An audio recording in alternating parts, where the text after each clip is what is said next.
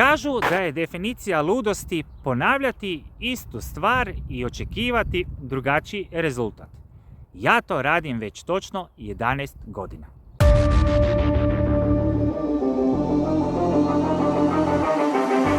Pozdrav trkačice, trkači, ja sam Domagoj, trkač rekreativac iz Zagreba. Nalazim se u blizini moje baze gdje se polagano vraćam treninzima. Kako to napreduje i što točno činim, o tome ću pričati u idućem vlogu za par dana. Danas radim iznimku od tog uobičajenog vikend vloga jer danas je moj trkački rođendan. Priča ide ovako. Točno na današnji datum, 12. ožujka 2014. godine, prvi put sam zakoračio na stazu. Odradio sam onaj famozni dvomjesečni hodaj trči program koji me, ruku na srce, tada nije uspio dovoljno čvrsto okovati za asfalt. Ali vrag mi nije dao mira, pa sam se na taj isti datum, točno godinu dana kasnije, 12. ožujka 2015. vratio trčanju. Ovaj put sa fiks idejom, od danas postajem i do kraja života ostajem uspješan trkač. I evo nas, 11 godina poslije, još sam tu, još sam čitav manje više. Neću vas danas daviti nostalgijom, usponima i padovima. O tome sam ispričao sve što se imalo ispričati u više od 350 videa koji su vam na raspolaganju, a tko je gledao samo zadnji vlog zna i više nego što je vjerojatno planirao saznati. Danas ne gledamo iza u retrovizor, danas želim kratko popričati s vama o nekim malim promjenama koje planiram uvesti ovdje na kanalu. U zadnjem vlogu sam vam priznao, u ove 4 godine na YouTube-u izbacivao sam video u prosjeku svaki 5. dan. Netko bi sad sa strane rekao, po ovom čovjeku ide jebeno dobro kad je tako redovit. Gledajte, ja sam redovitiji od HRT-ovog dnevnika, samo što je proračun kod njih milijunski, a kod mene čista nula na računu, pa čak i NK Lokomotiva na domaćem terenu ima više publike nego ja. Ali dobro, kod mene bar znate da nema neke skrivalice, znate da igram otvorenih karata. I istina je ovakva. Trenutno trošim oko 2000 eura godišnje samo da bi se pokrpao na te moje zdravstvene potrebe o kojima sam više pričao u prošlom vlogu. Imao sam ja velike stvarno planove za ovaj skromni kanal da ga podignem na taj neki viši nivo. Htio sam kupovati još više tenisica za recenzije u kojima stvarno istinski uživam, ići na svaku jaču utrku, snimati to sve sa 2 skupocjene kamere koje sam vam kupio u zadnjih par godina i sve to lijepo prenijeti na kanal i stvarno da bude neka akcija. Ali život te jednostavno lupi po glavi, ozljeda koju sad vučem i tih 2 soma evra godišnjeg troška, to me je jednostavno iskreno zakočilo. Jer za mene je to trenutno ogroman novac, to je trošak koji nikad neće nestati, dapače s godinama će samo rasti. A gledajte, ja doma imam svoje cure, svoju obitelj, u kućnom budžetu ne želim i ne smijem njih zakidati.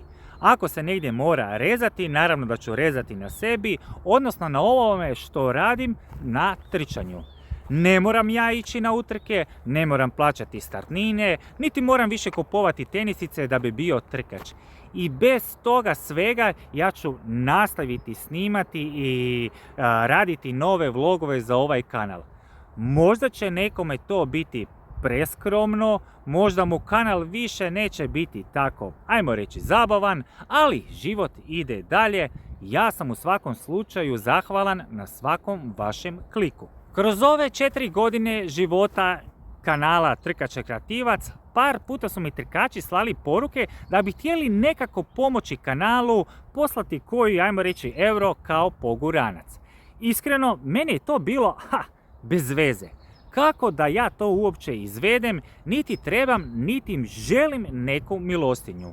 Ali eto, opet se to spomenulo nakon ovog zadnjeg vloga i malo sam sjeo i razmislio kako da vas ja uključim u ovu priču, a da to ne ispadne neko žicanje, nego da svi mi imamo neku korist.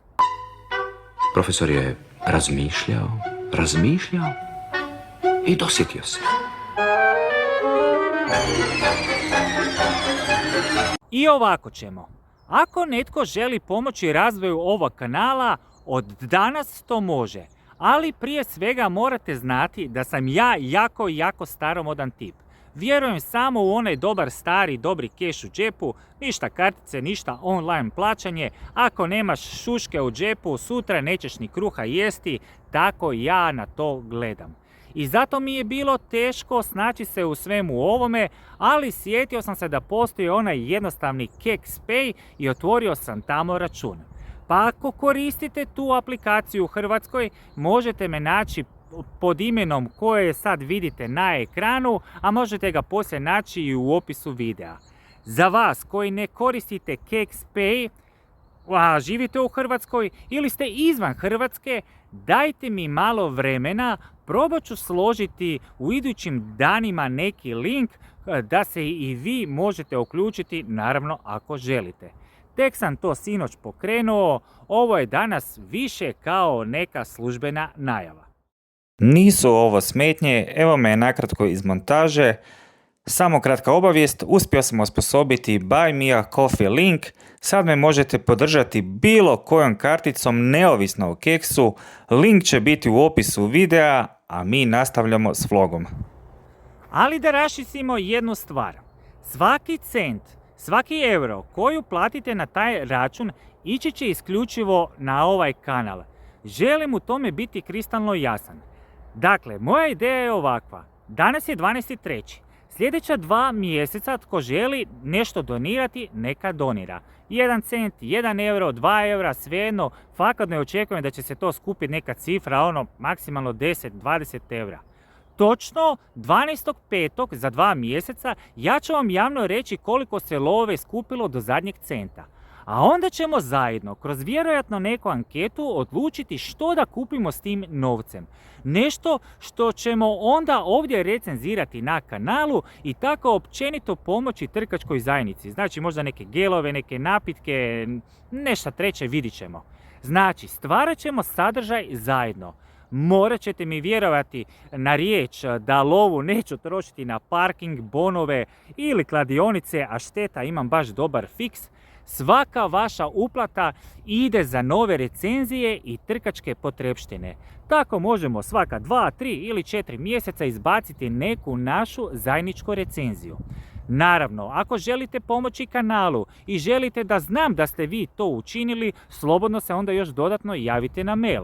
Ako baš želite da vaše ime spomenem u toj recenziji, učinit ću i to, ljudi smo, dogovorit ćemo se. No, da vam budem iskren, ne očekujem ja neka čuda, možda sve završi sa fijaskom. Da budem do kraja otvoren, kako bih testirao taj KexPay, supruga mi je uplatila za početak 1 euro i poručila mi nešto u stilu: ovo je vjerojatno jedini euro koji će ti itko ikada uplatiti. Vjerojatno ima pravo, ali znate što? Ako to i ostane jedini euro, ja ću za 2 mjeseca s tim 1 eurom kupiti jedan energetski gel koji još nisam probao, pa ću vam ispričati kakva mu je tekstura, kako sjeda na želudac i sve ono ostalo. Uglavnom napravit ću priču. Za danas dosta o tome, idemo dalje jer imam još nešto za najaviti. Kako starim na stazi, tako se i mijenja i ono što mene kao trkača veseli. Znam ja kako društvene mreže dišu, pa najviše vas zanimaju osobne priče, usponi, padovi, kad se netko otvori. I ja se stvarno trudim dati vam taj dio sebe, to je ono što nas u neku ruku i povezuje. Ali postoji još jedna strana trčanja koju ja baš volim, a koju sam do sada možda malo zapostavljao. Mene, na primjer, fura kad se pojavi neka nova zvijezda u polumaratonu, netko za koga vidim da bi mogao u budućnosti postati zapravo najveći maratonac svih vremena. Ja bih o tome mogao pričati satima. Volim kopati po povijesti, pričati o legendarnim trkačicama i trkačima, utrkama koje su mijenjale svijet. To jest ovaj naš omiljeni sport. Problem je što takve priče kod nas, ruku na srce, slabo koga zanimaju. Često se ja inače za takav video potrudim više nego za i jedan drugi, istražujem, montiram, pazim na svaki detalj, a na kraju dobijem nikakvu reakciju. Ali znate što? Ja to i dalje želim raditi, to je sadržaj koji ja guštam stvarati, pa makar ga gledalo samo 3-4 trkača u mraku svoje sobe dok mažu noge deep reliefom. Ne želim više robovati tome što prolazi, a što ne. Zato sam odlučio presjeći. Od danas uvodim novi ritam na ovaj kanal. Nedjelja u 19:30 ostaje naše glavno vrijeme, moja izravna konkurencija HRT-ovom dnevniku, to su oni moji standardni vlogovi, moja iskustva, moji pogledi na svijet, dogodovštine i sve ono na što ste već navikli u ove 4 godine. Ali po novom uvodim taj neki gotovo stalni termin četvrtkom u 19:30, to će biti vlogovi isključivo po mom guštu, vijesti što se dogodilo u svijetu trčanja kroz tjedan, tko je srušio neki rekord, tko je postao legenda, koja zanimljiva utrka se bliži. Biće to kraće forme, nekih 5 do maksimalno 10 minuta.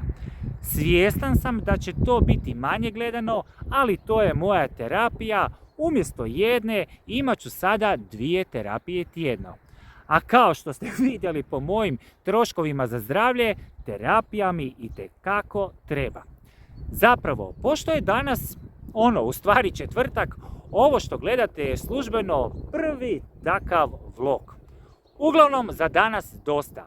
Hvala vam što ste i danas bili u mom društvu i što godinama trpite moje monologe. Vidimo se u nedjelju u standardnom terminu, a do tada ne zaboravite, samo je zdrav trkač, dobar trkač. Bog! Ča je život vengo fantazija.